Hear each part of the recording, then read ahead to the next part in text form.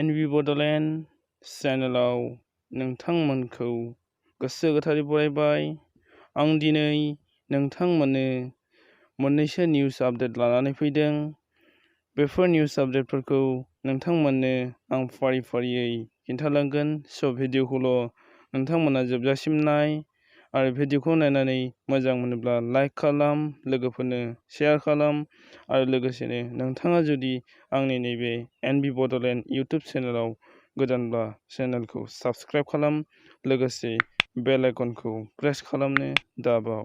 थुदो जों भिडिअखौ जागायदोनि। दिनै 14 आगस्ट 2020 शुक्रबार फ्राइडे। नाम्बार 1 चिरां जिल्लायाव दंफां सिखावफोरजों सोमोन्दो थानायनि थाखाय 3 हाग्रा बिफाननि खामानि मावग्राखौ साख्रिनिफ्राय सासपेन्ड खालामबाय। बिसोर 3नि सासेया हाग्रा रैखाथि बिफाननि जेठ मुसाहारि, सासेया फरेस्ट ग्रेड ए दैमालु गयारि, आरोबाव सासेया रुनिखाता फरेस्ट रेन्जनि गारि सालायग्रा मतिलाल मुसाहारि होननानै मिथिनो मोन्दों।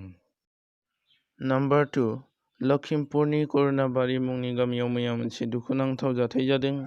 सासे 8 बोसोर बैसोनि उन्दै गथ'आ बिबौआ मुवा बेसाद गोबां लुट थानाय गारिखौ फावसायनानै लाबोनायखौ नायनो होनना खारलांदोंमोन। नाथाय बिबौआ नुस्लाबमोनै गारिनि सिङाव हाबनानै नारसिनजानानै जिउ गोमाबाय। जिउ गोमानाय 8 बोसोर बैसोनि गथ'नि मुङा सादिया बेगम। नाम्बार 3 बुधबारनिफ्राय थाद'नाय गैयै अखा हानायनि जाउनाव भारतनि राजथावनि दिल्लीयावबो दैबानानि गोहोम गोग्लैदों। मैयानि दिनाव लामाजों गारि मटर खारनो हायै बादि दै जादों, जेराव लामाखौनो नुनो मोना। बोथोर बिगियाना बुंनाय बादिब्ला दिल्लीयाव आरोबाव अखा हाबावगोन। नाम्बार 4 आव दङ आसामनि कभिड-19 आपडेट।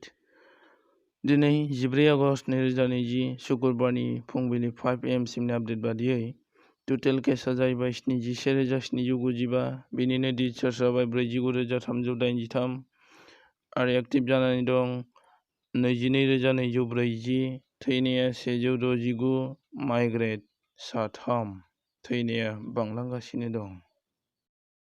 नाम्बार 5 आव दङ बुहुमनाङै कर'ना आपडेट।